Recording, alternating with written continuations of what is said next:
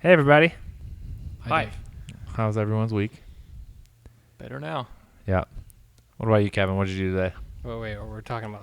We're going to start off with a topic first now. Yeah, we right? got to keep them engaged. Yeah. Well, We have to give them a reason to suffer through our daily ramblings. Right. All right. Well, today's topic is going to be standalone ECUs. So the question is, do we want it to be like strictly standalone or just like engine management in general? I feel like it should just be engine management in general. I don't know a lot about it, but You need to touch on engine management in general to explain a standalone and like why you want it versus whatever came on your car. Right. So I think Right. that's value. At this point, I probably have more experience with the like flashing of OE ECUs rather than standalone, so I don't know. I never even I got the stuff to do that. And I like I added the static. Yeah. But like I looked into it a bunch for older BMW things. Yep. And then like right when I was about to pull the trigger on it, I'm like, this doesn't make any sense. Yeah. So I didn't. Yeah, they had like is it 4.3 or 5.7 the Bosch ECUs that BMWs use that were those are flashable. Yeah. I never had anything flashable. I only had the relics. I bought that. All right, wait. Before we... Okay, all right. Yeah. Before you start into going it, off we're just about gonna- what you bought and what you didn't buy, and the topics today are standalone ECUs and also engine management. Yeah. Aftermarket engine management. That's what? standalone. Management. All right, standalone ECUs is a topic. Okay. Yep. I'm glad we What would settled we do on that. without Kevin? I don't know. It's keeping us on Was really- task. yeah, sort of. Thanks, Dad. You guys are the one that suggested engine management as a branch off the top. Yeah, Look, then we Kevin, started you weren't talking even- about it, You and weren't you even got at work upset. today, so like I don't even want to hear it. Yeah, I was playing with wood all day. Shout Out out of to people who context. like work with wood because it's garbage. Nothing's straight. Everything's not the right length. Isn't that the beauty of it? Measurements though? aren't real. Everything's warped. It's not fun. Yeah, 2x4 is like a 1.5 by Yeah, something that's- stupid. yeah, I don't everything- even know. Yeah. Everything's a rip-off. It's like 1 3/4 or It's inch and a 3/8 half or by- something. Inch and a half Yeah. Yeah, by 3.5. it's not actually a. No, they cut a half off both to save money. Yeah. Do you think it was always that way, or is that just as I like don't- time I went guess- on, I guess they just my- started skimming off of? I really would like to know the metrics behind how many extra pieces of wood they got by cutting them into a smaller length. a Well, the metric price never changed, shitload. so they're just charging you the same amount for less wood. Yeah. What is like lumber in metric? What do they? How do they measure it? I don't know. And is it? Do they Assuming- also shave Assuming off? it would still be millimeters, right? I don't know. Yeah, but there's not like a direct conversion there. It'd be like some goofy number. Well, it's because we do it wrong here. 50 mil by something Wrong. else. Yeah, 50 by 100 or something. Yeah. And are the metric lumbers also incorrect? I doubt you get ripped off. Yeah, they seem like honest folks. Yeah, that metric system's They're pretty probably honest. just like, this doesn't make sense. Why would we shave off half an inch? Right. That's the measurement. I don't understand. Yeah. Stupid Americans. All right. Well, got back from EuroDistrict on Sunday. Corrado did really well, actually. So your Surprised. event preparation went well. Yeah, I was concerned about the wheel bearings because I had like a little bit of movement in a few of them. Not Well, As in it your sounds- rears, yeah, in which the rear. are tapered roller bearing. right, So- which Oh yeah. Oh, Just give them a supposed to little. have that. Just give them a little well, snug. right, yeah. I snugged them up and it was fine. Yeah. But yeah, I drove it down there. Ran like it normally does, and it was pretty So good. poorly? No, but the car runs great. What do you mean? I was just busting your balls. No, I know. It went down to the show. Show was good. A lot of cool builds there. EV Garage had like a lot of cool like shaved bay, like full build, like VR swap Mark IIs and Mark I's and whatnot. And it was like they had like really nice looking looked like there was a just pretty end products. high abundance of older stuff there. Yeah, no, EuroDistrict's always been kind of like an more of like an old school show, but like lately you get more of a mixture of like old Volkswagen Audis. You get like a full spectrum when you're there. It's And nice like to kinda see fun. instead of Mark 7s and Yeah. Mark 7s. I mean, you see and- both, but like the majority there is like, you know, cool old stuff. That's caddies refreshing. And, yeah. No offense to your new cars, but I don't really care. I mean, I'm kind shows of and stuff. Oh, look, everyone has the same Maxton lip and an APR tune. Oh, wow. Yeah. Okay. Not that I don't like new cars. I feel like you just have to do a lot more for it to be impressive. Yeah, think, exactly. Something that survived 35 years and There's still just- has nice there's- paint or something. It's like, not the market, Yeah, right. so everyone has the same thing out there for older stuff. So you end up seeing a lot of unique stuff. And it's interesting. Craig actually wrote like a really, really decent blog article on it, and he like explained it. Is that like pretty good? No, it's actually really good. If you haven't read it, go read it. I did hear pretty positive feedback. I haven't read it yet, but Yeah, it's a really good. There's a good analogy in there for different communities. But yeah, drove the car down there. It was great. Parked it at the show. Hung out with people. Drove it back on the way home, and it was fine. It rained the whole way, which kind of sucked, but luckily the Passat sunroof swap prevented my leaky roofness, so I didn't get wet on the way home at all. So that was nice. nice. Do you have like heat and defrosting in that? It has heat, Yeah. so it kind of does things. I've had things that don't have AC or anything anymore for the Yeah. defrost, and you just have to like really rip the heat in order for Well, it to so do anything. with- Ugh, that's can be rough. With those specifically, the actual heat panel, there's like a resistor mechanism behind the dial, and if it gets too worn, it'll only work on like a certain level. So it only works on 4, which is fine because whatever. Who actually uses 3, 2, and 1? I do. I know, right? Yeah. What's it go to? That's being facetious. 4. So 4. it uses goes the to one 4. that has no resistors anymore. Yeah. So that's I've been looking to find one of those. Just kind of forgot about it until this past weekend when I had to use the heat for once because I don't ever drive when it's cold. So, but yeah, other than that, it ran pretty well. I mean, I burned the normal amount of oil that an old VR would burn, so I was not displeased with the way it operated. So, yeah, good for a first 5.5 hour trip. Nice. The way home was kind of a fun ride. Matt and Cheyenne and Destiny left early in the B8 and the B9, so it was me, Gary, and Craig on the way back. Mm-hmm. And Squad. let's just say the Corrado holds well at 4,500 RPMs for 5 hours straight. Oh, they were ripping, huh? Yeah, so was impressed. What is that? Almost 90? Somewhere Or around more? there. Yeah, well, somewhere around there. Jeez. Let's just say I could really use the TDI 5th gear in that Yeah, car for yeah. like long road trips. It would be nice. So that's another swap that I might be looking into. yeah, you're gonna split the trans and put 5th gear in there. No, you can actually just pull on the O2As. You can pull out. Let's just have your cover.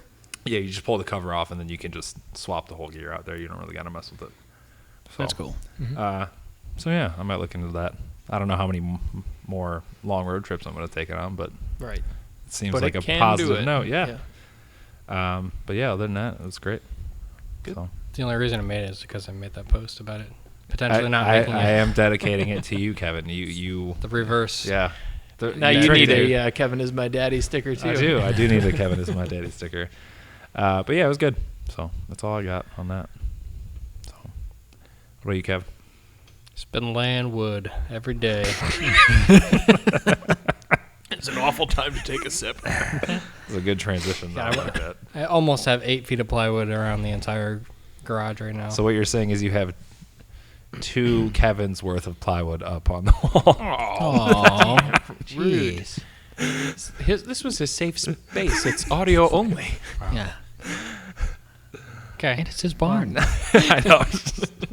Double safe space. Yeah, right. All right. More Corrado bad juju. Continue. Sorry. But yeah, I don't know. So this has been a task. I pretty much decided to just do the rest in plywood anyway, so I still have to do the remaining 4 feet of flat and then also the scissor truss shaped angle bit. That'll be to not the as peak. fun. Yeah, Yeah. much less fun. Yeah, above the doors. I mean, I have to cut everything down anyway because it's not 12 feet to that header board. So Yeah. either way, it's getting cut for every panel. Yeah, it looks good though. Just cut for outlets, cut for windows, cut for more outlets, and random wires coming through. So it's getting there. Eventually, I'll be able to actually work out here, which we have our final Club Blues 2 season finale event coming up this weekend on Sunday. The race. Yep. So super basic track, cones, and a parking lot basically, but should be fun to blow out the rest of the season with that. So check to make sure my power steering leak wasn't too bad. It's just a hose on the feed line basically from the reservoir, so whatever, just going to let that drip a little bit. It'll be fine. And after that, I'm going to rip it out and probably put a turbo on it. So that's why the topic of today kind of came about. Exciting. Yeah. Yeah, I was just it's really, exciting. really disappointed with how it performed at full road course. What's the power band like on that? Like, where is it? What good RPM range is it for like optimum power band for what? for the drift car? as it is now with Well, the yeah. blower? Yeah. I don't know. High. High. Is it high? Everything high. Yeah. And No, it's pretty flat torque, but like you need the power, and the road course thing like really showed that it needs a lot more to run like yeah. that tire. And I'd like to be able to get to a point where I can actually try to put grip in the car and not just change tires or whatever. So we're running the 245 now, Right. and I don't know, it'd be nice to have a little bit more bite when it's sideways and pull you into the corner instead of just Kind of whipping you in there. staying sideways and kind of going Yeah. off. So, yeah, that's kind of part of the reason we're talking about standalone ECUs today, because we're not going to be able to use that anymore. The stock ECU, or I don't want to. I want to get rid of it and just try this out and see how it goes and whatever. So, Yeah, I mean, it sell the seemed to do supercharger you kit pretty well. and make, pretty much as much money as I need to fund the project in general. So, we'll be doing a few different things, revamping, and my goal is basically spend very little money. So, do like I feel like that's always the goal. tube Spend rear, the least amount of money, tube get the most amount of front, power. just some basic stuff that I've wanted to do for a while, and hopefully not spend any money. Why not just twin charge that bad boy? Yeah. No. Not the centrifugal. Yeah. If you want a No. twin charge, you want a twin screw or Yep. roots blower. Yeah. Right. So that's I don't know. It's on the lift right now. I'm gonna load it up tomorrow Mm-hmm. for the drift event on Sunday, and then it's time to start tearing into it. There you go. And it's at pit race, right? Yes, sir. Okay. Which for a parking lot is a pretty fun one because there's like a decent like elevation change in the center of it. Yeah.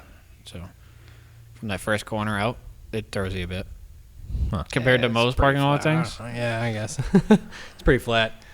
It's fun because you can, you don't really have to worry about walls or banks or Right. grass or anything It's to a hit little- really. little so more you just forgiving. Kind of go for it. It's all Yep. fresh Do whatever you pavement want. too, so your tires last forever, which is nice. Yeah, they fresh paved that beginning of last year, I thought. This year. This Was year, it this yeah. year? Other than that, just have the some guy picking up the B7 shell Ooh. Saturday. Oh, so yeah? Hey, all right. Gone skis. Yeah, $50, and he's gonna $50 take it away. bucks. Are you paying him to take it? No. Oh, he's paying. He's you. giving you $50 Okay. and taking it. Perfect. So It's It's 50 more than you bucks. would have Motors got are gone. scrapping it. car's gone. Well, will be gone. So Also, that little 90-degree elbow patch from What if one of we those. gave you $50 for the tabletop? Ooh. What if we gave you $100 and you? Ooh, we're bidding put it in now. the Oh, I have no part of the $100 bid. in part of the I have 150. so I ended up Unusually. shipping the 6-speed swap from the car to California. And Yeah. the guy, organized everything, and all I had to do was put it on a pallet, and just kind of made me realize how cheap junk or how free junk pallets are, and how easy it would be to get something like that into the woods instead. So, feeling like we should probably just take a bunch of junk pallets and make a crazy woods course with those, because you can do whatever with them. They're a little more movable, and Mountain bike style, kind of with all the boards. just stack dirt on top of it. I don't know. Much more logical. Way less exciting. Yeah. Yeah, organic. But I'll allow it. I don't have to worry about all the gases left in the tank True. Yeah. or glass or any of that sharp stuff. Maybe So, you don't want to run into. We'll with have a your, Mr. I don't know. Shane Vallon crash into the rear quarter of it. Yeah, Why you is it catch gotta the be mirror. Shane? 'Cause it's always Shane on my quad. Sorry, Shane. That was probably one of the driving factors behind trying to scumbag him into buying his own. Yeah. Which, I did look at that one that we posted, and I was like, ooh, might scumbag it and steal it. And then I was like, it's a 3-speed. And I was like, no, I'm good. It's it's not not really. 3-speed. Oh, really? Yeah. No. Okay. It's someone who doesn't know what they're talking about. Yeah. Well, The best way to buy these. Yeah. Unless it had a swap from a newer one in it. Yeah, but Yeah, it's very unlikely. Pretty unlikely. yeah. I still need to order tires for mine. Okay, I'm done. Okay. Oh, it's been a week. I didn't see the Mazda in the driveway here today. Okay, so all right, I guess we'll start with that then. It does run and drive. I did drive it around today, and I was planning on driving it here to impress you, Ooh. but it had a cracked power steering reservoir, and it was making a mess. So Fair. if we weren't recording this today, I would have had it like swapped out within like an hour or so, but I had to go because I had a bunch of trash laying around. Went to City Scrap, so I brought the truck and everything and got rid of the old axle out of that, the Speed 3 trans that I robbed all the gears out of, and some other bullshit I had laying around. So 460 pounds worth of scrap I had laying around in the garage netted me $27 whopping dollars. That's more than I So I thought. was like, okay, the truck weighs 6,860 pounds, in case Jesus. anybody was wondering. Wow. It's a thick boy. That's quite a bit. Yeah, That is quite a bit. Yeah. I mean, I had some stuff in there, but nothing. That's know, a stuff in the, 1,000 just stuff in the pounds. cab. Yeah, But, that's 1,000 pounds more than the Unimog. 1,100 more than the Unimog. That's wow. crazy. They're at the Yeah, race no, mod. yeah, What was that? that's- 15 or 5 something? 57? 57. Yeah. Ooh. Right. Yeah, that's freaking Unimog. Yeah. So I guess, so that's good to go. My plan is after we finish recording this, because I have another pump, I'll just swap that over real quick. It's pretty easy-ish, other than making a mess, which I was not thrilled about. Yeah, well, can't win them all. Yeah. There was actually a little bit of a fiasco the last couple of days, like trying to get it to run right. What I didn't realize was the intake that I had for it was an aftermarket intake, but didn't pay a whole lot of attention to it. And I was, there's usually quirks that you find when you have pulled the motor out and put something back in. This was also a swap, so it's regularly a 2.3 liter. It's a 2.5 bottom end. So there's some. Oh, see, too close. I can hear you breathing. It's a little much. So anyways, I was expecting stuff, like things you forgot, leaks, this, that, and the other thing. And overall, didn't really have many of those, although I was very afraid that I perhaps timed it wrong because, those aren't keyed cranks, it's friction washers and, it's pretty hard to mess up, though. I know, but it's just scary to me because I'm not used to that. I just don't like it. But of course, that was always in the back of my mind. Like, I could have screwed up this timing or whatever. And for whatever reason, like, it was really, really hard to start cold. And it would peg short-term fuel trims at, like, plus 25%, which is, the max. Yep. And once you got it warmed up, it would stay running and seem to run fine, but still be pegged at plus 25%. And it would be running leanish, like 16, 17 AFR. So Seems something like was vacuum leak. big vacuum leak, and I'm like, wow, like how could I have forgotten a vacuum leak like this big? So I'm spraying around with brake clean. I'm checking all the ones that I know of. Fortunately, I have like another engine on the stand with manifold and everything, and I'm like going over it, thinking, okay, what did I forget? Because it's like a big one, you know what I mean? I checked the manifold gasket itself, and I'm like, this seems fine. This wasn't able to really get it to react too much with spraying brake clean around or everything. But that's not to say I've not always been that successful with it. You really have to aim it at the leak, like Depends on the hardcore. the brake clean too. True. Pretty heavily. Yeah, well, I only use the non-chlorinated stuff, so. Yeah, but it's Weldage. just like depending on brand. Some are like trying to save you from burning your house down or whatever. So the non-flammable, newfangled So, stuff kind of sucks. Yeah, I knew that, and so of course took that with a grain of salt. I was avoiding really trying to rip into it too much, but eventually caved and pulled the intercooler off and all that stuff. Found the EGR pipe that goes into the intake manifold was like, it was tight, but I was able to get like another 5 turns out of it. So and those are like, it's like a compression flare. I feel like we should make it clear to the viewers that you don't have a normal Miata motor in your Miata. This is not the Not Miata. This Miata. is the Speed 6. So, Oh, what yeah. the okay. Because Disregard. Miata doesn't have an intercooler either, so. Correct. Yeah, I didn't think about it. For a second. Partially not. Welcome liters. to the discussion, Dave. Sorry. Yeah.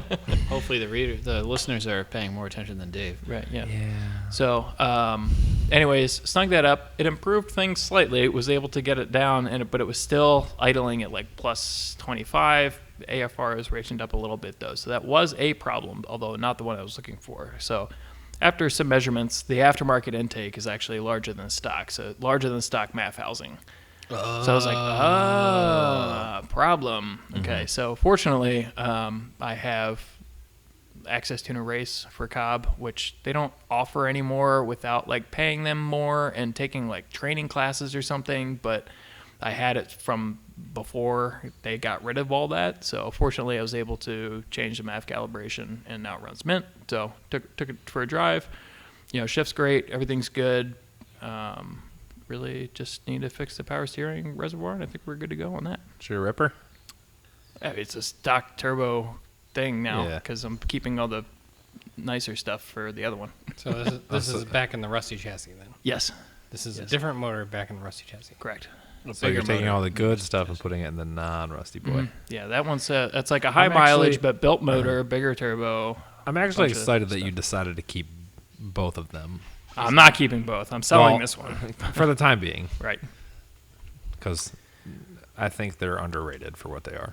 I do. That's why I bought it. I think it's a Yeah. cool car. It's kind of weird. They didn't make a ton Yeah. of them. That's what drew it to me initially, albeit it's newer. And I don't like that because the electronics and Lot all of the finicky vacuum and evap stuff all kind of sucks. Yeah. But interesting nonetheless. So that's that. The beginning of the week, this is a long one, sorry. But the beginning of the week started off wonderfully when I came out Monday morning to go to work and found the passenger bedside caved in. Yeah, I was like, oh shit, somebody had backed into it in my parking lot. And no nothing. I was like, ah. Really? Fortunately, as you are aware, the way mine's shaped, there's nobody that would be over there except for my neighbor. So, Right. This is 7:30 in the morning. I'm like, all right, we're dealing with this now. So I went and knocked up on the door. I guess I'm going to try and cut this short. But basically, some dude that was visiting the night before had backed into it and was able to get a hold of him. And he just gave me he just didn't really ask me any questions. He just gave me his insurance information. Yeah. And, I'm assuming you hit it fairly hard. If it's pushed in. Bedside, there's not much to Yeah, it. no, it's just sheet metal, Yeah. but still. Yeah. I mean, it was pushed in probably, I don't know, like 4 to 6 inches. Yeah, I would say. Yeah, So, that's yeah, it didn't. It took off a little bit of clear coat, but it didn't make it all the way through the paint. Like, it's not horrible, but alarming. At 7:30 in the morning, leaving for work, I was like, ah, shit. And of course, Yeah. it was like the nice side of the bed. The other Yeah. side has some like weird paint fade thing going Yeah. on, and this was like the nice side. So now you're gonna get a. I was a whole little new bed. annoyed. So, That's even. oh no, we're not doing that. No. So on the topic Oh boy, here we go. of today's discussion, it's funny because we were talking about this earlier this week, and now meanwhile I had the bedside caved in. And I'm like, fuck it, I'm going through this guy's insurance, and whether or not I fix it remains to be decided. Yeah. But after waiting all week and going through his insurance, sent the pictures, through their app or whatever, they make it actually pretty easy now. Yeah. You just take pictures of it, upload it, and then they adjust it, and you upload like your bank routing information. And they just send you money. And so today I got a deposit in my bank account for $1,300. There you go. I don't really think I really am going to be able to argue for anything more than that. Well, PDR was 1,200, right? Correct. But that was like the direct to bank account amount, and if they would pay more if I took it somewhere, Yeah. and it costed more, Yeah. and I provided receipts or an estimate, and then they would pay it directly. That's to just the the shop. initial. That's So, just the But initial. you they could give go get an estimate from a shop. Right, and they'll be And like, then- okay, we'll pay the remainder to the shop or something. Yeah. So They'll pay you also. I don't know. I guess my question is That's how it worked when I got hit in the E36. Went to a Did you shop, get it got a quote. It was $1,800. It was either take it to the shop and get it done, or take the check for $1,800. Those are the options. Okay. Well, regardless, maybe I can squeeze a little bit more money out of them. Yeah, I But, think you could. All right. Well, It's worthwhile bringing it to I a didn't want body to touch shop, anything 'cause- until they gave me the initial number, which was this morning. Yeah. So, Okay. Bring it to a body shop, get a quote, and I think it'll make out a lot better than just being able to barely cover PDR, which is not the same as it was before. so my intent So- is probably to not do anything. I and just understand this. smash That's out with it. irrelevant. Well, so if you do end up going PDR, my buddy Paul is real big into it. He's the one who did the Mark 7 when we got the ding in the door. Highly recommend him. He's pretty good. Okay. So if you need to get in contact with him, let me know. I mean, I'm interested. I'm just not interested in Yeah, I paying mean- that much. So, Well, I don't think it probably wouldn't be that much. okay. Yeah. So that was kind of like looming this whole week though, because not that it impacted me whatsoever. It's just an But inconvenience. like I'm just always wondering like, what's the deal? What's the deal? What's the deal? Is the insurance paying up? Like, what's going on? And so of course it took all week for that to happen, but now that's resolved. Whatever. So that can maybe fund some stuff, which is nice. I mean, With you the probably addition get a, of you the probably sale get a as the whole other bed car. on Facebook Marketplace for $200. Not true. I did look at that, and they are stupid expensive. Really? Yeah. I don't know why. I was expecting them to be a little bit cheaper. I would imagine Maybe that it's the rust-free fact that ones it's a rust-free long bed. Maybe a little bit harder to come Yeah. by. I was just thinking that typically, especially it being a white truck, Yeah. they throw utility beds on Oh, yeah. every commercial Ooh. one of those. Yeah. I don't want one, but I'm just saying they should take off stock beds and just have like a plethora of them. So I figured they Yeah. would be cheap, but They usually Like- just buy them without a bed. right. Yeah, usually. So Yeah. I found, I mean, in an equivalent condition on Carpart, I didn't do a whole lot of searching. That was like a nationwide search, just Yeah. out of curiosity, because I was wondering all week. Like an equivalent condition bed was like $3,000. I was like, wow. Wow. Yeah, that's high. Yeah. Oof. So I won't be going that route. Flatbed. Ew. I mean, if I could do like a Flatbeds tilt are back, gross. like roll back It's bed, fine. that would be kind of cool. But no. Yeah. Yeah. Hit it out with a hammer and take the money. Yep. It's a pretty much. truck. Who Yeah, cares? that's, Exactly. I mean, Yeah, that's maybe what it's there for. maybe fun to standalone on my own. Yeah, maybe. Hey. So I think that's all I got. Yeah. That was a Mike's long turn. one. Sorry.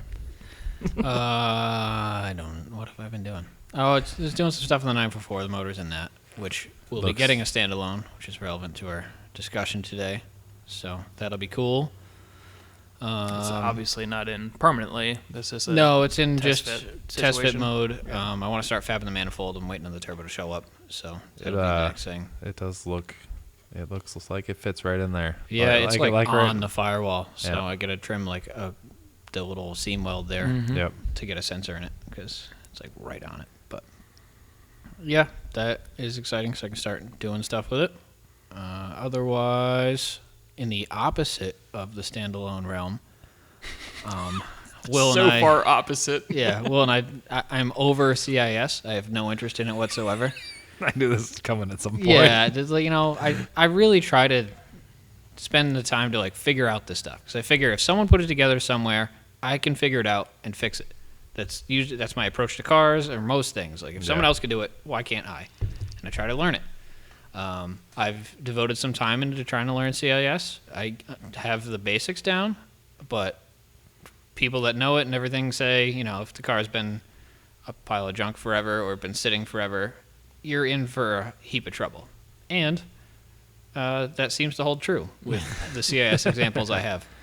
So yesterday, Will and I went on a field trip. I bought a whole big pile of motorcycle carburetors, and I'm going to try to put those Ooh. on the Audi instead and throw all the CIS stuff away. Mm-hmm. And we'll see how that goes. I don't know if we ever talked about this place in No, we particular. didn't. Well, I feel like this cat came up at one point. Maybe. When you were Yeah, like, they oh, I could do think I might want to do this. Mentioned this before. Yeah, this is like indoor salvage yard for motorcycles and ATVs and stuff. That's Ooh. an experience all of its own. I don't Really? think we have enough time to fully describe that's it, a but Where's quite it a at? discussion. It's like Medina. 10 minutes from work. Yeah, it's close. It's just going, like, if you don't need anything, you have to at least go and experience it because Yeah. it's like a hybrid of haunted house and salvage yard. It's Like it's indoors. It's like a map from Call of Duty. It's Okay. amazing. Arguably indoors. It's amazing. You have to go. But, so yeah, that'll be kind of my project for this weekend, I think. Start poking at that. That'll be sick. I haven't done anything with the 928. Oh, what do you mean? I was waiting on my paperwork Too to many show projects, up. man. Well, yeah, I was waiting for my paperwork to show up to figure out what to do with it. I still don't know. I'm either going to, if the carburetor project is successful with the Audi, I might go that route on the 928, make it at least work, or I'll probably list it for sale in the meantime, and if it doesn't sell, I'll throw a carb on it or something. But right now it's just sitting there because I spent a whole bunch of time on it last weekend. I don't want to go into it, but many hours for still leaky, awful CIS. No longer interested in any effort there. You have burned yourself out, Yes, per se. it's over. Well, that's exciting. So, ITBs on things is always cool. I always like that. It's like ITCs. Individual carbs. Yeah. So Kind of the same. kind of the same, but they work on Way less impressive. They work on magic instead of They work on magic. electrons. So moving on to standalones, I guess. It's gonna be a The transition. opposite of carbs. The opposite of carburetors, but kind of serving a similar task, but controlling more items. So, like on the basics, you're controlling fuel and spark. Yeah. Think about They how need to- That's what I'm saying. Nothing's been as user friendly since carbs. In terms of like when they start doing fuel injection, you're locked out of everything. right. It's the older stuff was hard to mess with. You needed to like burn EEPROM chips and stuff like that. Yeah. Even new stuff, you can flash it, but you need the correct software. Yeah. So you think about how many features or how many things a modern ECU is handling and what you're intending to do with it. So if you're doing performance applications like we generally are, Yep. a standalone makes sense because you will then have access to all of those parameters.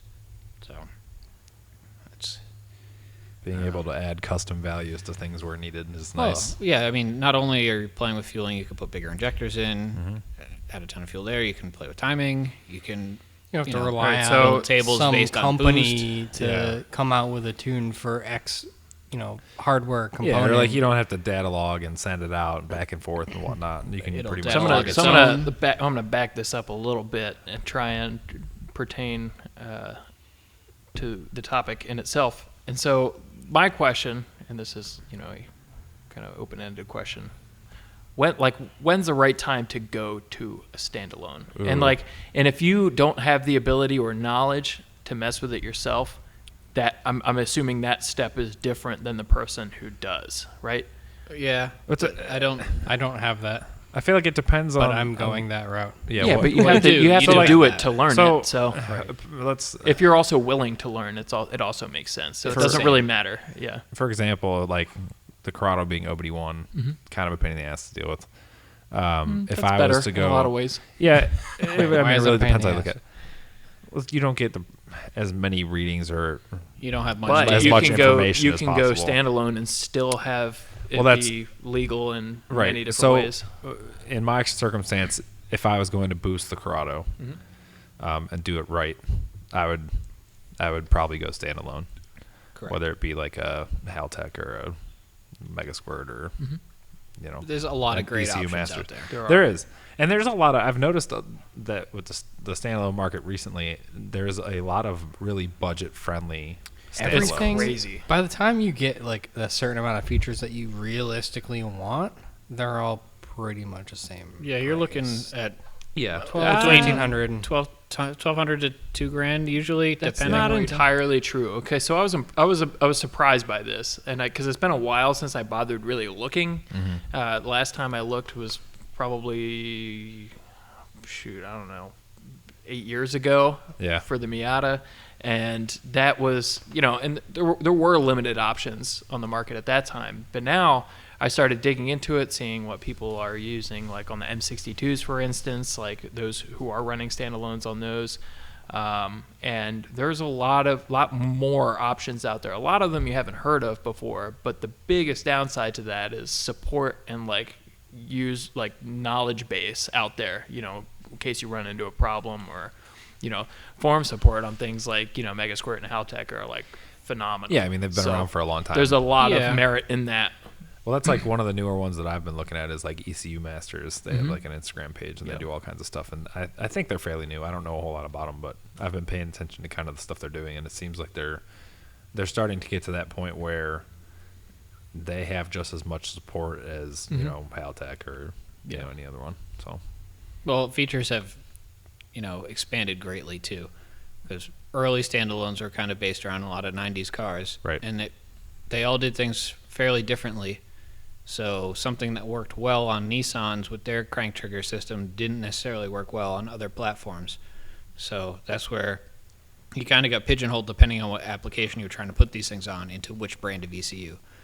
And that's like, Megasquirt was very versatile at that time, and there was still a bunch of info, but it kind of got a bad rap because it almost gave you too many options for that era. It's a little too open source. It's a little too open source, so people would set things up wrong and think it's very problematic. Yeah. And that's like Megasquirt 1 and 2 kind of suck in that regard.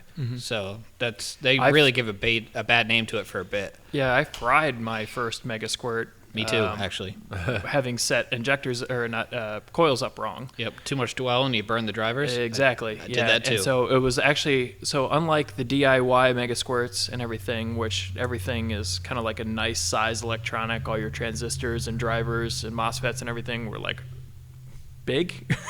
Yeah, a the little overkill. the plug and plays were everything was like surface mount. So Yep. the surface mount, like the corner of your fingertip or your fingernail sized transistors and stuff. And so like I was able to find one of the coil drivers that I fried on this PCB or whatever and locate it, but oh man, that was small and like probably something a typical person wouldn't have been able to fix. But Yeah, you again, burn it out. the point of that was that not knowing what you're doing and just like flipping a bunch of switches and like changing a bunch of settings, like you can blow fry your- some stuff. Yeah. Break some stuff pretty easily. Yeah. Now Pretty there's well. a lot more safeties built into that, so it's a lot harder to blow your own shit up with it. Yeah. That the support for like, hey, you're using Toyota COPs, like here's a setting for that. Like you don't have to mess with it. Yeah, a lot of But them back come then, with- Oil they- unplug. Yeah.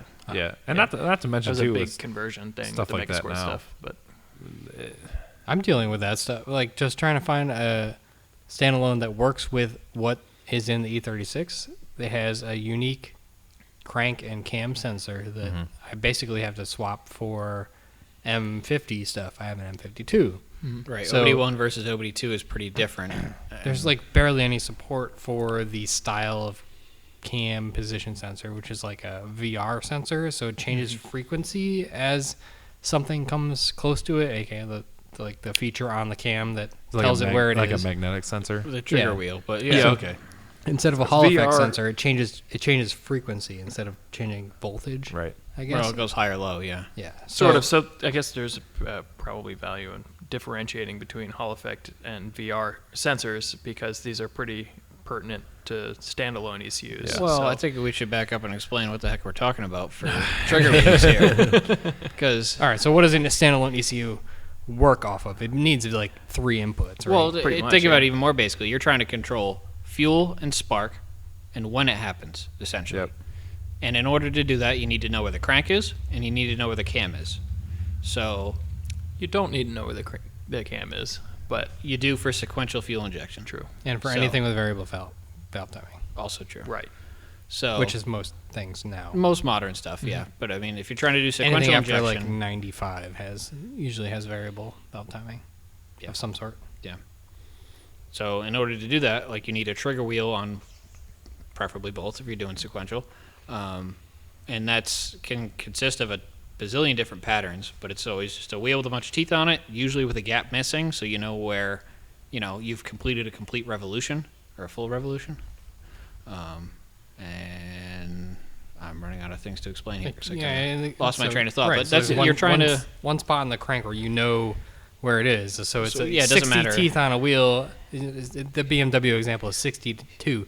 So there's 60 teeth on the wheel and there's 2 missing. Right. So this thing spins around and it has a certain proximity to the sensor, and it says, okay, I'm getting readings every tooth, and then there's a missing one. There's X position on Okay. this Right. crank. So you know your speed off of the teeth that are there, and then you know your position based off the ones that are not there. So that's how you're basing for a crank is ignition based for the most part. If you're not, like I said, sequential injection versus batch fire, older stuff where you can kind of spray fuel the whole time. You could do that with spark as well, but You can't. We could do wasted spark. We still need to know position. right. Um, Boy, there's so many terms so you're throwing many out here things that I that feel are worth delving into. And I know. so the basis of that question, though, was the difference between Hall effect in VR, but I don't know. Yeah, those are the ways to pick up on these trigger wheels, which give you different signals. There's other variations of signal as well, Right. but those are the most common types. So that's what we mean by those sensors. So the ECU needs crank from that Hall effect sensor from the trigger wheel essentially, Right. and then it needs cam position for anything that's Yes, for sequential injection is what we're talking about, which is you're only firing the injectors for each individual cylinder at the times you need it. Batch fire is an older system of, cylinders are paired or something like that. So, in a 6-cylinder, a certain cylinder comes up at the same time as the other. They're both on opposite strokes, but you can start spraying fuel because the intake valve is going to be closed the entire time. So that changes the amount of time the injector is open. You're building up a little puddle of fuel that's vaporizing on the back of the valve, which is fine. But you don't need to be as accurate with when you're spraying fuel. seems like a pretty big waste. It's in there still. You're still going to burn it. It just changes how long you're Yeah. opening the injector. Seems like everything would be richer than you want it to be. No, it'll still wind up being the same. It can be a little less efficient, but it could also, depending on certain times, be more efficient because it has more time to vaporize. When you say it out loud, it just sounds awful, but it worked. It worked really well, and it's easy. And the reason that's worth considering when looking at standalones in particular is because you don't always have enough injector drivers to run a true sequential. Anything modern will, but back in the day, that was a limitation. Yeah. Especially Megasquirt based or something like that. You only had 4, drivers for to operate injectors or something like that, or even coils. But you can fire those opposite where it's on its exhaust stroke or something like that. You can fire it again. Doesn't matter. Yeah, you kind of had to figure out how to pair them up so that you could run 8 injectors versus just 4, which is however many drivers you had.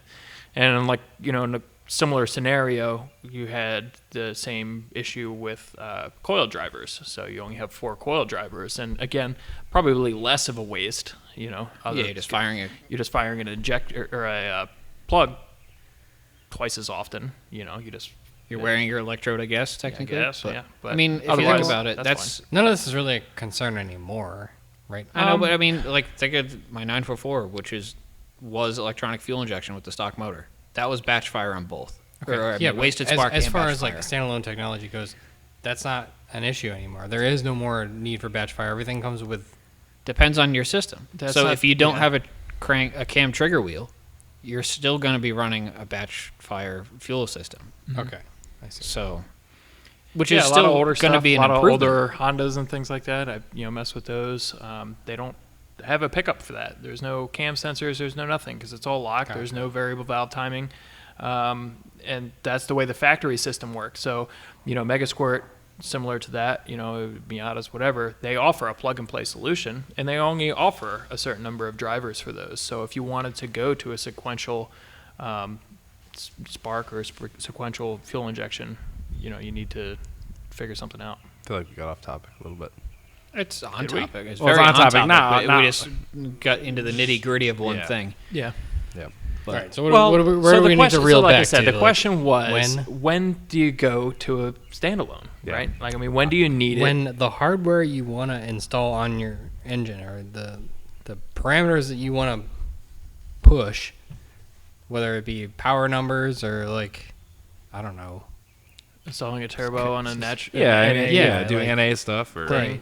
That's when you need it. So there's some support. It's also when you don't want to deal with the hassle of having someone else Right. do your tunes. Dealing Right. with going style back and forth. ECU flashing.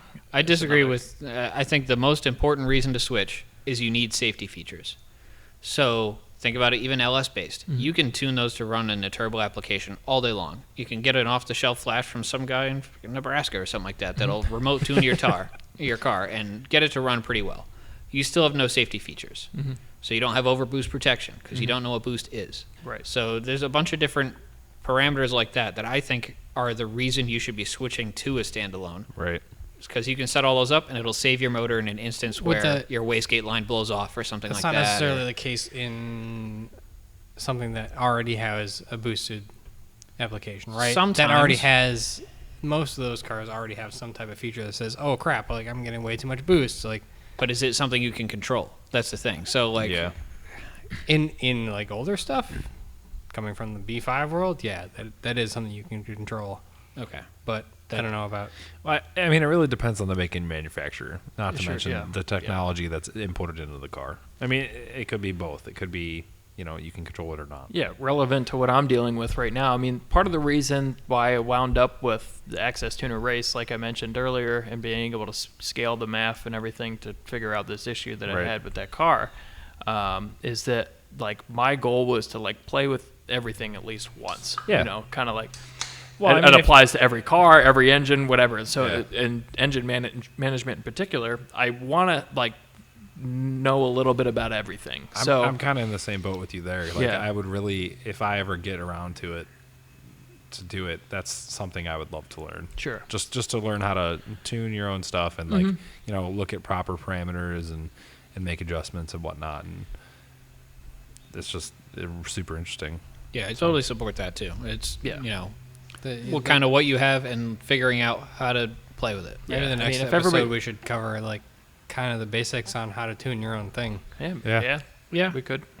I'm not a pro at it at I'm all. not saying I know, like, we're some going to need a not basic- disclaimer at the beginning of that Yeah, one. don't. Yeah, we're like, big do not- disclaimer. the basic fundamentals of like To sign a waiver before you listen. Yeah. Do as we say, not as we do, or don't even do as we say. Just listen, but don't do. You don't want to just plug in numbers or something. No. Ideally, like Well- actually, a lot of these things now will come with some kind of base map that Yeah. you can at least start your car on. Hey and, man, like, Megasport's kind of come drive a long around way. on. They have the So- Wizard now, like self-tuning to an Right. extent. Like same with like the Holly stuff for LS. Yeah. Like it's impressive. It is really impressive what they figured out in terms of like kind of the bread and butter sort of builds. You really don't have to worry about it as much anymore. And yeah, like Mike Yeah. said, they have protections, so Right. they're smart enough to save themselves. Yeah. and yours. That's- Hey, you're not going to So the- grenade your motor when you. Yeah, The most intimidating part of a standalone to me is when you put it on a platform, like back in the day, we'd play with stuff that wasn't well supported. You're like, oh crap, I have to get all my trigger wheels and everything figured out before I can even get it to run. Yeah. And then I can start figuring it out. Yeah. That initial step of like, you can't even quite diagnose it yet because it still doesn't work. right. That's where Yeah, when it's you're scary. when you're in control of everything and it doesn't like turn over or doesn't like fire. right. Like, well, I don't know. I Oh, that would set send me into everything a- up. yeah. I don't know what it could be. It could be, yeah, just a sensor setting. Trial it's and just, error. It's just reading it wrong, or Yeah. it could be you. It could be your maps. You it could have be- put an extra zero It in could one of be your. so you know, much it's just- stuff. Yeah. Yeah, injector it's- settings. Right. As soon as it runs, though, it's very easy to see the data that the ECU can see, and then be Yeah. like, okay, this is out of whack, or Yeah. this needs more. And then even from a basic system of like back in the day, you kind of do. I consider it like the eye doctor method of tuning, like better or worse. You can just Yeah. do small variations. Don't make big adjustments. Yep. Change it a little bit. I'm like, oh, is that better or is that worse? That's very And against then- what your usual motto is. Big changes. Well, it depends on what it is. Says the yeah. pot to the kettle. But if you're nervous about it, don't make big changes. Well, Don't that's change like- everything at once. Not but- that this is like super relevant. Not relevant. I mean, I guess it is for like EEPROM stuff. So Parker has an EEPROM reader, and so like obviously the Corrado and the E30 both take EEPROMs, and you can pop them in there and look at your Oh, boy, values that and just stuff. reminded me. Sorry. And I'll let like you finish. that's about that, and like working on my buddy's old Evo is about the most knowledge I have about tuning anything.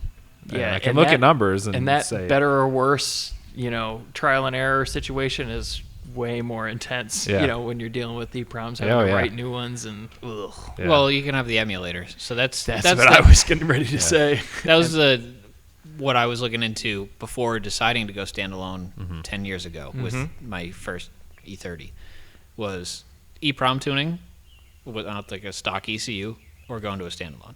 And I got all the stuff and was digging through EEPROMs, which are, there's the little changeable chip on these Super Relic ECUs. right. And you can burn a new one with different parameters, and it's great. Like they're pretty versatile.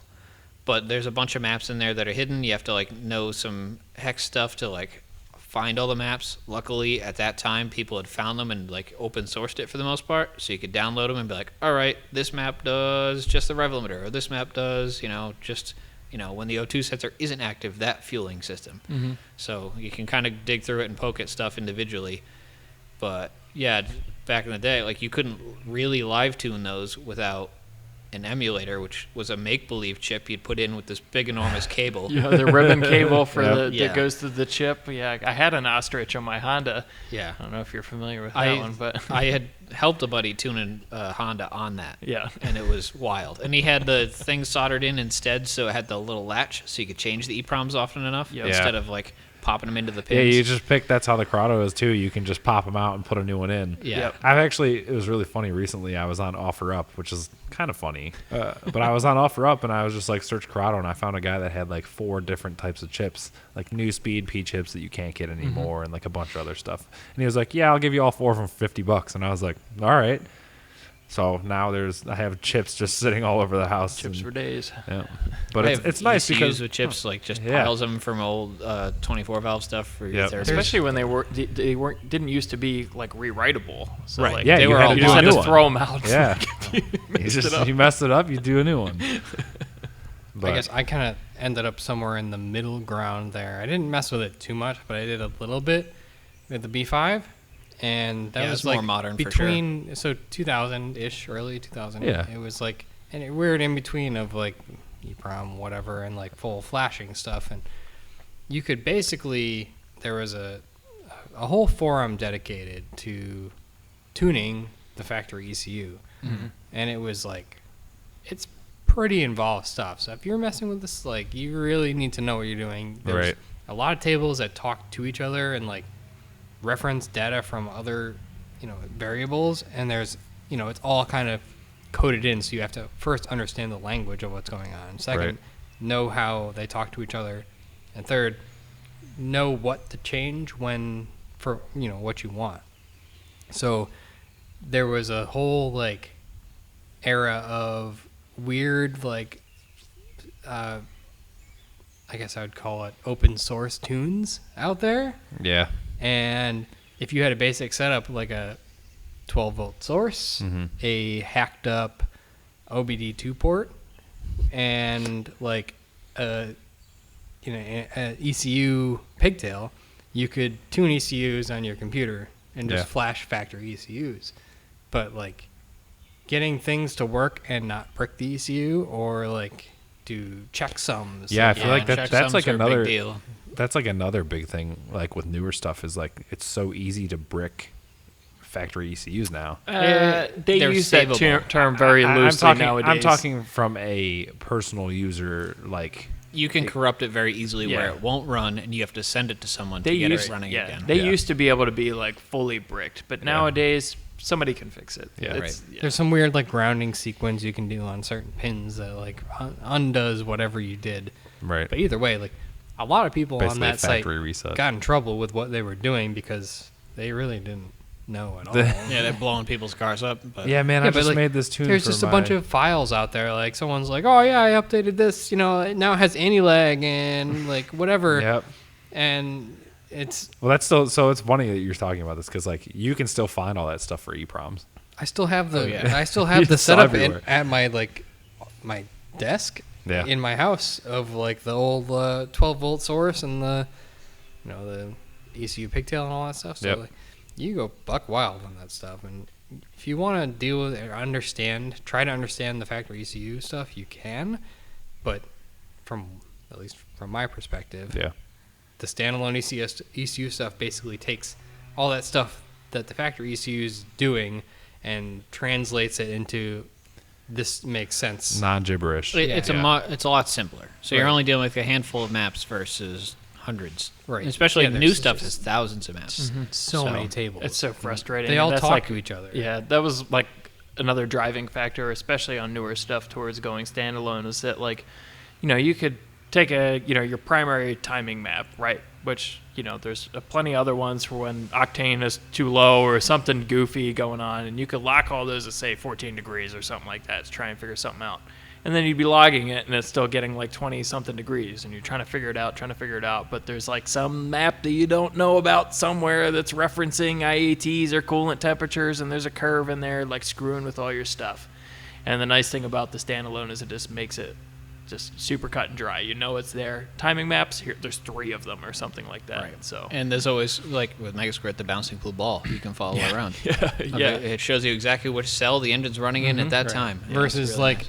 trying to log and then look at that log and make changes and then log again after you made that change. It's live, right? So live it takes a tuning lot time. more expertise. It's not great for getting your feet wet into I ECU can't tuning. imagine how many, Mike, I'm sure you're similar, like how many hours I've spent driving around data logging with the laptop and like looking at logs, flashing new maps, like trying to hit certain cells. It's crazy. I swear I didn't get kinda my miss it. my last E30 like dialed. It took me like maybe a month of like trips back and forth to work. Like it was great once it was warm, but like getting cold start figured out and then the throttle enrichment. I swear I must have spent like a month where I'd like log my trip to work, Yeah. check it, change it, drive home, check that, change it, and I just kept going back and forth. And then like after that, the thing ran mint. It was awesome. I finally had it dialed, but it took forever. It's a very painstaking. Keep in mind, I had process. never done it before. Like a professional tuner, that's part of what you pay for. Is someone understands and knows what they're doing. They do this every day, and they don't have to deal with these back and forth fiascos. Right. But I'm not willing Well, to pay people for that. What you get now is like, oh yeah, there's an anti-lag button. You just turn that on. Right. Yeah. And it's like, oh, okay. Well, that seems too easy. I don't know.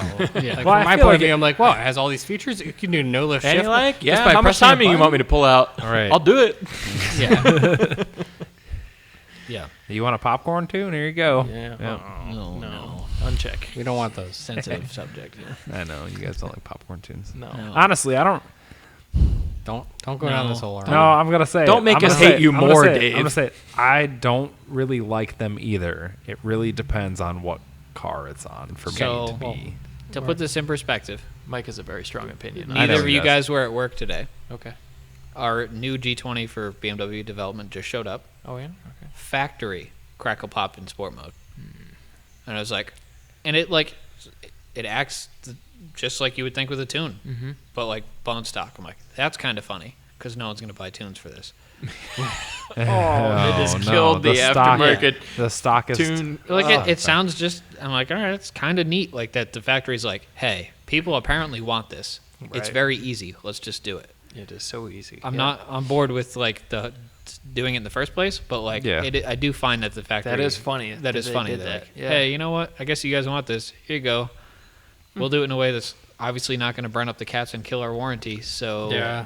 whatever they're doing. Like, See, but that's- they've actually been doing that for a while because the 1 Series 135 IS came with the same type of thing. So they've Yeah. been this doing is that for a aggressive. while. This Yeah. is Okay. very. I didn't even know. aggressive. I didn't know There we was, got a new car I today. mean, it was. Yeah. I have to go look at it. It was white. very Missed it. noticeable. Like, so those cars came with like performance exhaust or whatever. So it was like the factory muffler, but whatever else they did. But maybe it's just a tune thing. I don't know. But those were like noticeably crackly and poppy Well, out of the bag. So let's all make it obvious why we dislike these, because people put popcorn tunes on cars that are stock and All right, cars that so don't need there's, them. There's like some sort of like, I don't know, nostalgia or like this pedestal that you put cars that like real race cars Yeah. that We like talked do this about like this, like, gnarly episode- like overrun Yeah. stuff. Episode 1, I think we talked we about. probably did. Yeah, but Oh, it deserves a because new we talked feature. about like things that we hate and like modifications that are stupid. Yeah, Yeah. probably.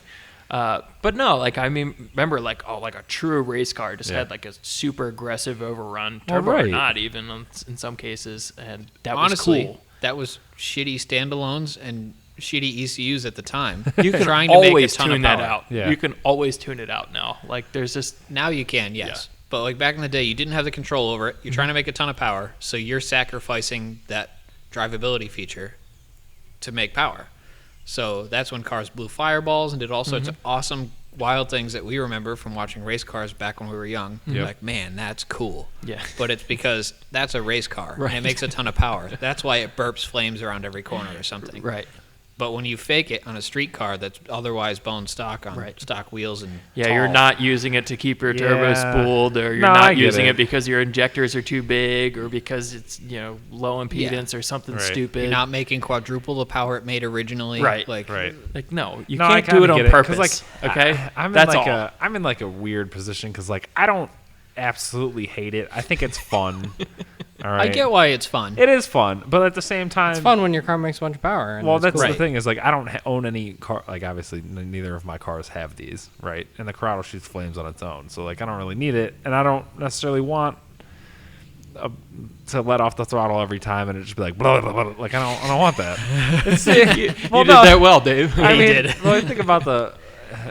That's I'd like what it sounds like to me. Yeah. Stock cars. It's If you were in a SpongeBob. standalone, you could turn it on whenever you want. Yeah, I know, but what I'm saying is like Yeah, you could particularly- poorly tune it yourself and make it It's- do that whenever.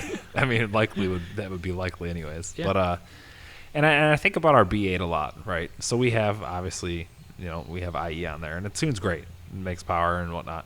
But it has fun features like Crackle Tune and whatnot, and that car is great, and I love it. It's my favorite shop car.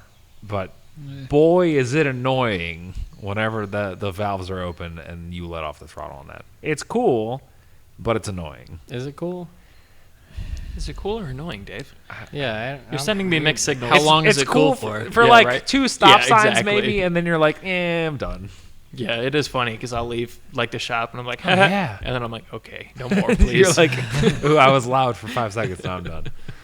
But yeah, no. I kind of get it, but I don't. Well, hate- that was I- a tangent. Yeah. I'll tell Okay, you anyway, what. yeah, We did. We talked about that at one point. Yeah. So. I don't know. I just thought it was something that, But standalone. yeah. Standalones. Like Kevin Right, said, Kevin? you can make your own Pops and Bangs tune if you. Actually, we should. You could. Hey, You hey, could guys, even make a whole bunch of power if you wanted Instead to. of, right, instead of paying $700 for your bench tune that someone that Right, you're halfway there to a standalone these You days. can do it yourself with a standalone, and you can shoot as many fireballs and as many pops Or and bangs just as you blow want. up your shit. Right. You can spend 3 months learning to Right. tune it and get it to do it yourself. Right, exactly. You can shoot 6-foot fireballs if you want, if you do it right, or if you do it wrong. Who knows? Depends where you want to shoot fireballs out of. But Yeah, my main draw to it is like the little features and stuff like that. So, is obviously the safety stuff we were mentioning, overboost protection, Yeah. like, pulling timing when things get out of whack, air fuel ratio protection, knock sensor stuff, which I never do. Having the ability to just make tweaks when you make some other change. Right. Doesn't make enough power. Or like, all right, well, Yep. we're gonna turn it up a little bit. Yep. Or a lot of mass bit. airflow sensors. yeah, Throw mass airflow sensors away. You're not dependent on that. Or you can run them. Forcing like, open which loop, is cool. which is nice. yeah, I like playing with anti-lag, like not real anti-lag. yeah, for real race car anti-lag, that every time you're decelling is trying to spool the turbo and do wildness, which is bad for turbos, but really cool. It does. So- It makes great noises. Well, That's a bunch of options and tables you can play with, and Yep. like you can set up safeties within those parameters too. The engine gets over a certain temperature, it'll no longer try to do that. You can set up, turbine speed sensors so you can get it so it doesn't Yep. blow up the turbo, or you're trying to shoot for a certain target. There's just so many features. there is so many options, especially if you plan on building any sort of high power, I wouldn't say flex high fuel. power. Shoot. If you plan on Yeah. doing any sort of custom application for anything that wouldn't normally be there, I think standalone is probably your best bet. Especially even on newer stuff. I know that it's becoming more Daily driver might be the thing where I'm like, Well, but, like, right. 'cause, Yeah, that becomes a problem for people that actually have cars that stay on the road. or need That are- emissions inspection. Right. Emissions inspection is a tricky one for sure. But that's why I said, Dave, like you're in the clear if you have an OBD1 car because man can't plug it in anyways, so you're fine. That's a funny story. We'll talk about that. But we're probably right on the borderline of those being all exempt now, anyways. Yeah, they are. They are all exempt because my E34 is now Yeah. exempt, which was I had a until standalone on my 95. car before it was exempt, but it was fine. 836 is OBD1. not yet, which is part of the reason it's not Where's it? registered. 90 Collector 7. plates. Yeah. Yeah, I could go that route, but not all states have that option. That's true. That is true. We have our loopholes here in Ohio. So Yeah, yeah, there aside are. from on the whole anti-lag and playing with things like that route, you just have IOs in general. So you have Yeah. inputs and outputs that aren't designated to anything out of the box, and you can just start wiring them into kind of whatever you want to do. Yeah, which if you is wanna really add- nice. yeah, Yeah, add Shift stuff, lights, no lift shift, whatever you want. Yep. I played with a couple different variations of like two-step stuff in the old E30, which was Ooh, funny. two-step. I had like a potentiometer on the dash, so I could set my launch RPM, which was fun for rally crosses. Oh, does Kevin, who's harassed us every time about having to pee, he can't make it. He's got to go. We're gonna record They this can't moment. see him, but Yeah. they know. But they know. So I played with that at rally crosses because depending on if you're a gravel or grass or just hard packed dirt, when you tried to launch just for leaving the staging lane there, like You either dug a hole or you left. Yeah. So I could set the RPM independently, and then I had a button on the e-brake that I'd hold, and it would set that RPM and just leave it there. I like Or that. you could do the rolling one, which I changed the parameters for, and then whatever RPM I was at, when I hit the button, it would hold that RPM. So that was pretty cool too, because that was very versatile. You could do kind of street whatever you want. rolling anti-lag stuff. So Yeah, and aside from that, like even you don't have to get too race car with it either. You can add, if you're adding fans or coolers Yes. or, sensors that you just want to Yep. monitor through the ECU. Like you can just plug all those things in and That tell it what to do with it, which is awesome. that Yeah. goes back to our thing, like fans and fuel pumps and stuff like that on switches are Oh, yeah. stupid. Don't do it. Yeah, but if you have a standalone, make sure it controls all of that. Computers are smarter than we are and can pay attention to way more things. Right. Yep. You will forget when you're over there shooting the shit with Oh, somebody who's yeah. asking about your car. But Right, your fuel versus- pump's been on for the last Not 10 even minutes. that. I've and done your that, but with the cylinders are fan, over. and like, yeah, we're gonna let it warm up over here, and then get caught, talking to Right. some Joe Schmo about something or other. Oh shit, my Yeah. fans aren't on, and it's been idling for a half an hour. Like, Yeah, temps are kind of high. yeah, Yeah, So- no. I get it. So, standalones are a good option for a lot of the custom applications, but, I'm not going to throw out, purchasing tunes or Not even. No, I mean, definitely just not. There's a place even for if- all of it. There it really doesn't is. have to be anything special. You don't have to have a hot rod or anything No. to like. It could be a stock engine thing. Yep. And if you're interested in that, like it's so attainable now that like it makes sense. If you're interested in playing with that kind of thing, the best thing to learn on is probably some, small NA 4-cylinder or something like that Yeah. and play with those. Go It's on going a to be a Civic or lot something. harder to blow up, but. Of course, most Well, people do depending. it because they want to put the turbo on and everything. And Right. hey, you can learn it that way too. But I really do think that in the last 25 years or so, like the ability to actually manage what is happening with your vehicle has drastically improved from yeah, I mean, It's they like just didn't insane, have like honestly. the computer power to do it. no. Yeah, it's well, just it's not that they chips didn't and all have that it. got It's cheaper. that Yeah. the technology they had the computers to do it. The technology wasn't. No one had figured it out yet. Or it wasn't cost effective. Think that about too, like too. what your iPhone has turned into. It's the Right. same It's a situation. computer. It's a trickle down effect. Yep. I can't wait. My Speed Wino is an interest of mine.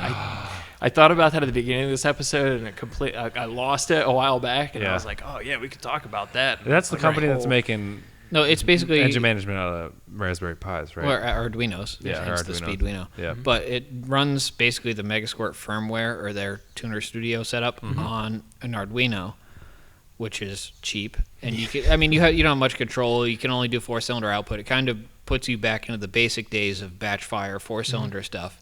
But it's like $150. No cost at all. Yeah. Right. Which, I'd be interested in like fuel injecting one of the Moto 4s or something just to play with it. Like, it's one of those. Real yeah, race okay. quad. Get things like that cheap, where it's worth Yeah. like doing a motorcycle fuel injection setup. That's Yeah, that would be that's where I'm cool. interested. Yeah. I think with custom applications, stuff like that, it's going to blow up here in the next, 5 years. I think people are going to start doing stuff like that. And they're I gonna don't start know. I'm building their worried own. because it just Yeah, seems the like EPA is getting buck wild here. Yeah, not that's just true. that, but just the average enthusiast. Everything's plug and play. That's the go-to. You know what I mean? it's These really- tunes being available off the shelf for anything and everything Yeah. now is kind of like putting people on the borderline of the standalone stuff. No one wants to put in the work to learn how to use the system Right. when they that, can just buy a and tune. Factory ECUs are just that much more powerful now themselves, and so the fact that they're flashable and people are supporting tunes on factory ECUs, it's like At the same time, some of the new stuff is becoming really hard to Crack. crack. Right. So like, look at the BINS4. Yeah. That wasn't cracked for 2 years. Yep. Something like that. And they're still not even Still not for great. that. Yeah, the tunes that are out for that car currently still aren't up to par like they are on the B8. So I mean, I think you could still, from APR at least, I know that you can. I haven't only looked get, too far into like what their performance parameters Well, they are. also But I said imagine that- once that they can have control of everything. Maybe there, a few then months to it's- figure it out. And Yeah. Well, that's what I'm like. They said like the C8 was going to be like uncrackable or whatever, and it took them like a week. Yeah. So I don't Yeah. know. It just depends on how hard somebody tries. It really depends the amount of time and money you're putting into, like what is that market for that specific car. Mm-hmm. So Yeah, For sure. exactly. whether or not it's worth it, Who knows? I would assume that part of that would be the B9's great, but I think part of that is the market's not there yet because they're still kind of expensive. So I think that's why APR at least. Yeah, that drives is a lot only- of it too. That's Yeah. a good point. The price, the platform you're working on, like, are you willing to blow it up and learn how to stand alone? Yeah, I mean that's the thing is like Right. Well, look at the Super versus like the G20 stuff. Same motor. Yep. Same ECU setup. Super's gone way further than anyone's ever played with the G20 Yeah. because no one cared. Like now that the Super's out, I bet you'll start finding tunes for these like base or 340 sedans. They're like, oh crap, these things are rippers now yeah. because someone was able to throw the money at someone to figure it out with the Supra because it was a cool car. And Right. it just so happened to share a. It shares the Share same a platform. platform, yeah. So It's kind of a win. It's a win though. I mean, yeah, it's a win. It's always cool when stuff like that happens because then you're like, oh well, they don't have it for my car specifically, but this one's pretty similar, and I could like maybe adjust Well, it that's myself. And- but from the same perspective, like the 2J has a ton of support. yeah, But what's in Kevin's car doesn't. Arguably, the motor in Kevin's car flows better. right. So, like, for making power right off the bat, like stock for stock, that's probably a better platform. Yeah, But the support wasn't there. No one cared back in the day. Well, I so think- the 2J's got a ton of support now. You can make all the power. Everything's cheap or obtainable. yeah. And Except for the motor. yeah, except for the motor. 'cause they're all blown up now. $2,500 for a blown Yeah. 2J. So So the platform and the customer buying it makes all the difference in where Really it goes. does. Right. well, not to mention from a 2J perspective, like that also had a lot of hype in the early 2000s. Yeah, I mean, it opens up so many doors too, because I think that's part of it. Part of the reason why the 2J is so expensive is not because it holds so much power, because like Mike said, these do as Yeah. well. We're so well supported. There's a recipe for making so much right. power on them. There's a huge aftermarket Yeah. comparatively for 2Js than there is for. something So like that. I mean, had the Yeah, but don't tell anyone about M50s. M52s. Right. Yeah. It's pretty hard to get those Just keep them expensive cheap. now. yeah, there's just so many of them. But And most of them have been crushed. well, That sucks. You used to be able to find them for $100 everywhere. Now they're hard to find. Gotta stock up. yeah, Keep a couple in the corner. Kevin needs to build a rack. Yep. But I don't know. So, all right, so let's try and Standalones. sum this thing up. Yeah. I think Right. so. If you're interested Why in playing, standalone? Why should you go to standalone? Right. I think would be you're interested in playing with it. You want to start learning. If you just want to learn, doesn't matter what you have, doesn't matter if you need it.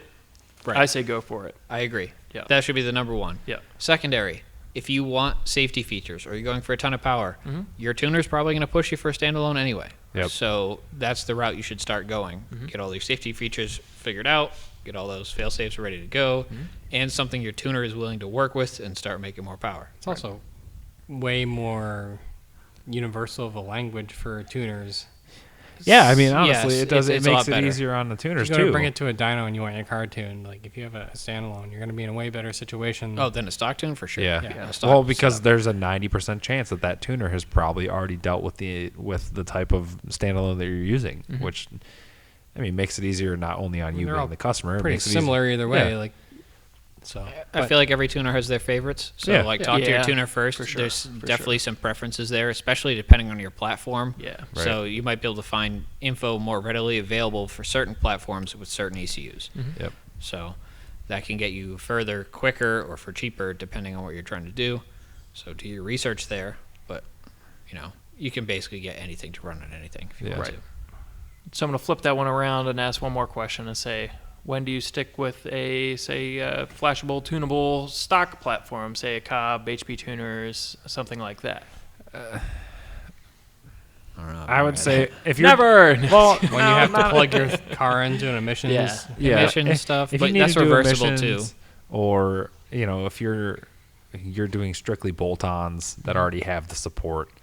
I mean, it makes sense to And obviously you're not you should- interested in learning. right. That's If the you're not other thing. interested in learning and you just want, if you want power from the bolt-ons or whatever you have on the car and it's readily I available. think they have a lot of merits in themselves. Like I said, yeah, I think if you're really not interested in swapping wiring harnesses and learning Right. how to tune and being comfortable with that, a lot of those things, like I threw out the two examples there, the Cobb and HP tuners, Yeah. they're powerful tools in terms of diagnostics, looking Yeah. at different parameters, data logging. So, with the basic bolt-on, I mean, they can go further than that for sure Yeah. on those platforms. Maybe not as easily as a full standalone, but Right. like you can do a lot with them. But yeah, I mean, if you're just content with the bolt-ons and not breaking the norm and doing Some people weird are. stuff, I mean, like that's a great option. Yeah. So And it's, in all honesty, it's pretty cost efficient too. I mean, honestly, coming Depends on from what you're doing. If you change stuff frequently, no, it's not. Right. But well, Right. I'm talking from a strictly bolt-on, like, if you're playing ahead and you're not doing any other mods from there, but if you have to Well, go like back Cobb, and like keep Cobb, doing for stuff. instance, on like well-supported platforms, they have their different quote-unquote stages, which I hate. Right. But yeah, I mean, you could bolt on an intake and intercooler, and there's a stage for that, and then you go Right. with the exhaust or whatever, and there's a stage for that, and you Now- don't have to pay for those either. Well, that's the So- thing, though, too, is okay. like it's not specific. The only problem with those is, not that really filters on a stick make too much of a difference.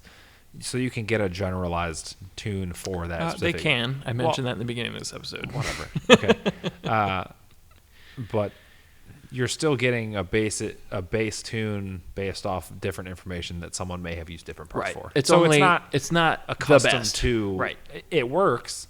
Yeah. But I it's agree not with you. giving you it could be giving you less power than what you potentially want with Right. the It's mods not, that it's you not have. optimized. No. Right, for it's not you. optimized for your setup. Yeah. Right. But not in that situation. You're not going for the ragged edge of performance. And they're usually conservative anyways. Off Yeah. the shelf tunes, like Yeah. they're conservative. They're always Yeah. conservative. Yeah. And rightfully so. I mean, well, You don't want Look at- someone's car blowing up because you just flashed them a tune and they had it which is closer to the edge. which has happened recently with Which is, I'm X sure, company rough. Yeah. that I won't mention, but they were having issues with some of the new stuff, and there's a lot of cars that ended up exploding because of said tuning software. So, Well, to be fair, most of the things that come off of like factory ECU tunes and that are out there for the mainstream, whatever you have everything stock stage 1 is going to be pretty safe. You pretty much have Well, nothing if to you worry think about it, though, competition will drive pushing that limit too. Yep. I mean, if you go IE versus 034 versus somebody else, and they're trying to compete with our stage 1 tune makes Right. X horsepower, and then okay, we're trying to come out with our tune. We need to make a 5 whisker, more, yeah. right? We need Yeah. to make a whisker more. So that's tricky too. it is tricky. I mean, you really gotta watch because there's some off the bench tunes that you can put on, and they'll be like, oh yeah, these power numbers are great. But how long will those power numbers be great for? How much are you How over? accurate is their data? Also true. And like how much are you overstressing the stuff that that's on your car? Yeah, I mean, look at our Mark 7. I mean, you just like they make a ton of power with like an off-the-shelf tune, Yeah. which is crazy, and I think that's cool. But you're pushing those turbos hard. Oh, yeah. You're making twice as I much mean, boost that as they were. explains why ours is Yeah, why it shit the bed. So yeah. So I mean, there's consequences to everything. But Yeah, it's a compromise. I feel a little bit better about it when it's in my hands. no, I agree. But now we've blown up the turbo and we're like, okay, we're going to put a big turbo on it. Oh, nobody has a tune readily available? Right? Yeah, another problem. Yeah. Yeah. I wasn't. Hopefully gonna we be can the one get to, that like, situated volunteer, soon. but I was like sort of interested, and I'm like, well, let me try. Actually, no, I don't know. Shop car, it's a company car, I should say. Why not? Well, it's gonna Click a blow couple up again, keys, so we yeah, see fix what it. happens. Yeah, I mean, what's the worst? It's gonna, like exactly, we're gonna break it and we're gonna fix it again. I Yeah, mean, maybe if ECS signs a waiver, I'm not liable. I'll do it. I think that if we really wanted to, we could do it easily and we can make it sick. I know if I push it, it probably could But happen. But in the spirit of the way, and the people that already have the It's not my information car. available, it's right? not my car. But I don't know. Hopefully, I'm excited for that thing to be done. Yeah, even though it's same. just gonna spin the front wheels and burn the tires off. It is for- amusing. Fun to do. Yeah. So I will say the only other like intimidating factor that goes into the standalone ECU thing is the wiring. Right. There's a lot of Yeah. options that are plug and play. I hate That's true. wiring. That's true. There are pretty much there's a plethora of applications now Yeah. that are plug and play, ready to go. And a Will lot of- work with factory ECU Mm-hmm. harness. You just pop it in, and then you're in control. And you should be less intimidated by it too now. Just because you're working on like a kind of an odd platform, maybe if Yeah. it's not something that everybody does, electronics are like They're made by like 3 So- companies. You well, know that's what I the mean? thing. So you can find sensor data on pretty much anything, Well, it's even if easy it's to like come by, too, Yeah, or- yeah. Yeah. duplicate yourself. Mhm. But it's not sensor stuff. Like, I prefer making my own harnesses for engine stuff just because the factory harness did things I don't need it to do anymore. That's part of why I went to a standalone. Mhm. So for me, it's being able to tidy that up and then know my harness back to front. Mhm. And like, oh, if I have an issue, like, I prefer knowing mine I front to remember back, but whichever you want to do. But you know, oh, that crimp went funny or whatever, or you know what I mean. Like, you know exactly where each connector is. And yeah, adding where it in went. stuff that you Yeah, I want, mean, like that when goes- you integrate that with goes any with chassis everything, though. stuff, or If you do it yourself, you know almost exactly where everything's at, and you Mm-hmm. know exactly what you touched. Yeah. And it makes That's, sense. Yeah, I've done both with standalones. I made a plug and play system through Megasquirt, and then I made my new harness. Well, grafted a harness Yeah. and kind of stripped it, and then from here out, I'm doing fresh harnesses for everything. 'Cause Yeah. it wasn't worth it. But all of them ran great. yeah, But that's a really good for- excuse to go through a It's car and just no like, matter what. Like Yeah. looking at it from the beginning, like if you don't know, it's intimidating. Yeah, It it's is like, intimidating, So yeah, but it's relatively straightforward once you get your data figured out. I don't know, dig through diagrams, get comfortable with it. it's a lot of reading. Realistically, it's a lot there's of not research. that many things on an engine. No, there's really Yeah, not. You're looking at a handful of sensors, so it's relatively simple. But each company does things differently, Yep. so figuring all that out and getting comfortable with it is important. Well, I just think don't get this- overwhelmed. It's now like yeah. that we're talking we about talked about wiring this- harnesses.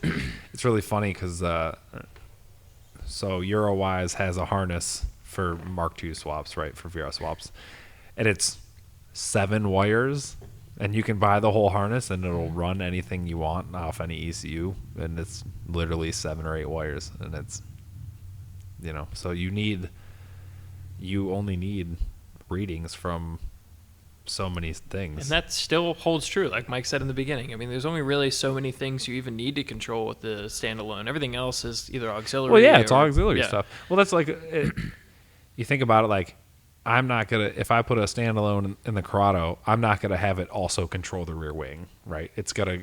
Why not? Well, I mean, I You could. can easily. Yeah. Yeah, it'd be so but like easy. at the same time, Why not have it come up at 10 miles an hour? Or You know what I With mean? something You know what like that, it's like it's an on-off switch essentially. yeah.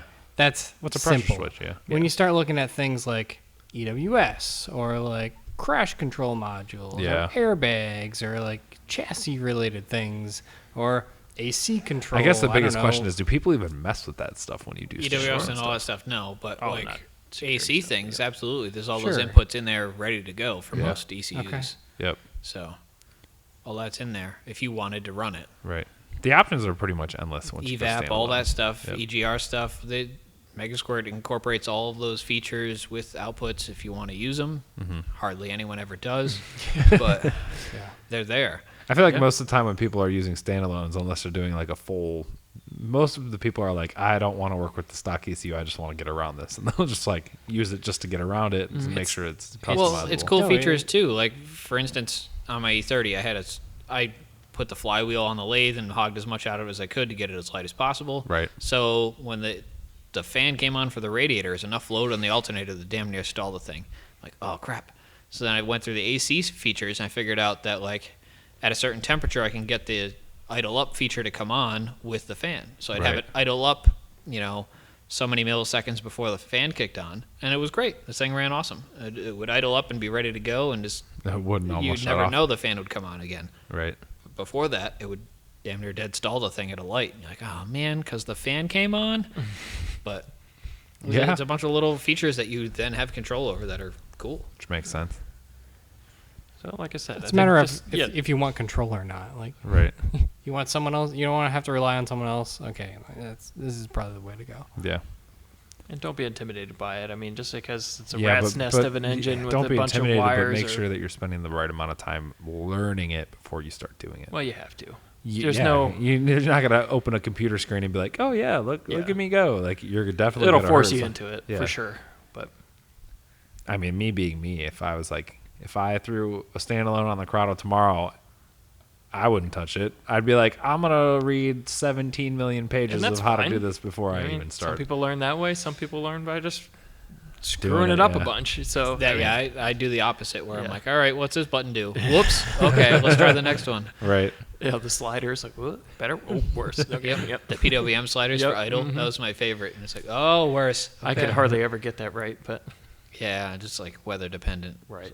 Yeah. Well, honestly, for anyone playing with standalones, a really light flywheel on BMWs is very hard to get to idle with the stock idle control valve. Eventually, you do just give up. I tried everything. Yeah. And I got it to You're idle like, yeah, all the time. Good enough. All right. It doesn't stall anymore. Great. Yeah. But otherwise, it hunt around and do some weird It lowers your expectations too. Yeah. stuff. Yeah, it really levels them. That's for sure. All right. Well, I think that's all we have today, right, guys? Yeah. Time to wrap it up. Yep. Yeah, I mean, we could go on forever on this, but Yep. Feel free to send us suggestions on topic ideas, or if we miss something or you think we're wrong on something, we'll tell you that we probably weren't. But that's not true at all. So, yep. Check us out at CAD Cars on Instagram. Follow us on Spotify and iTunes, and we'll see you next episode. yeah. Yep.